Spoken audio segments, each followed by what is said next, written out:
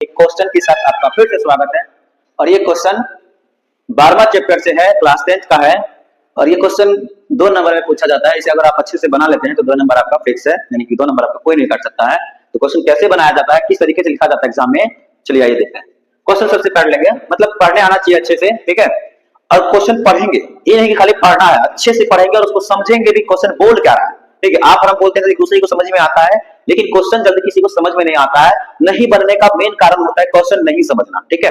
अगर आप अच्छे से क्वेश्चन पढ़ते हैं, क्वेश्चन आपको समझ में आता है, ठीक है, तो क्वेश्चन नहीं कहेगा कि हम आपसे नहीं पढ़ेंगे, ठीक है। बस बनाने के लिए एक और चीज क्या चाहिए, समझने के साथ साथ एक और चीज चाहिए, क्वेश्चन कैसे बनेगा और कौन से फॉर्मूला से बनेगा, ये फॉर्मूला भी आपको आना चाहिए, तभी आपसे क्वेश्चन बन जाएगा। नहीं तो कोई भी क्वेश्चन ऐसा नहीं हुआ है जो क्वेश्चन बने ना, ठीक है। आइए क्वेश्चन पढ़ते हैं, उसको समझने की कोशिश करेंगे और बनाने की भी कोशिश करेंगे। और वीडियो अच्छा लगे तो आगे जरूर बढ़ाइएगा। देखिए क्वेश्चन है 6 सेंटीमीटर त्रिज्या वाले एक वृत्त के त्रिज्यखंड का क्षेत्रफल ज्ञात करना है। किसका?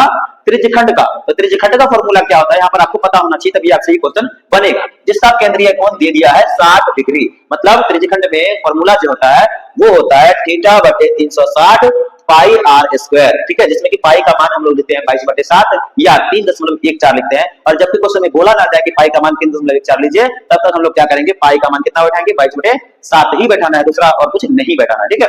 अब देखिए थीटा बटे 360 पाई आर स्क्वायर, तो थीटा जो हो जाएगा वो केंद्रीय कोण हो जाएगा। थीटा क्या होगा, केंद्रीय कोण। बच गया आर त्रिज्या, तो त्रिज्या सबसे पहले दे दिया है, यानी कि हम लोग जैसे जैसे क्वेश्चन पढ़ेंगे उस तरह से लिखते जाएंगे तो आराम से बन जाएगा। क्वेश्चन कुछ खास भारी होता नहीं है, बस आपको समझ में आना चाहिए।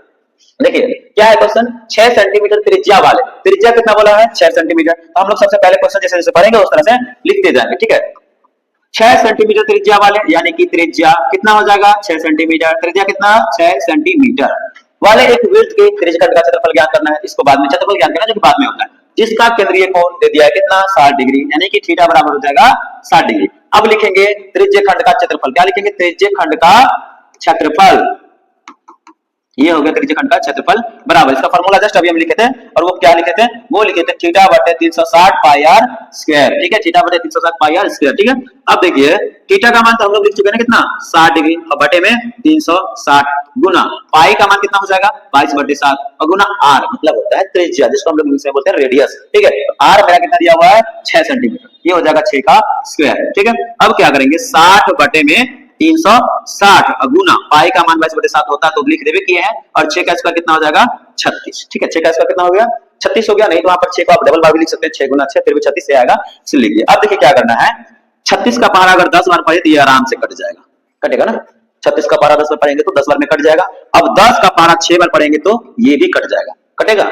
अब कटने वाला कोई नहीं है, ठीक है। कटने वाला है कोई, दिख रहा है ना, नहीं ना दिख रहा है, तो गुना कर देंगे 6 गुना 22, क्या करेंगे 6 गुना 22, और नीचे में कितना बच गया 7, 6 गुना 22 और नीचे में बच गया 7, तो नीचे में लिख देंगे। अब दोनों को गुना करेंगे, 6 दूना 12 बाकी 1, 6 दूना 12 1 13, और बटे में कितना हो जाएगा 7, 132 सेंटीमीटर था ना, तो लिखेंगे सेंटीमीटर स्क्वायर, ठीक है। इस तरह से अगर आप क्वेश्चन एग्जाम में बनाते हैं तो आपका 2 नंबर कोई नहीं काट सकता, ये मेरा गारंटी है, वादा है 100% ठोक के। इसी के साथ हम आपसे लेते हैं अलविदा, तब तक के लिए बाय।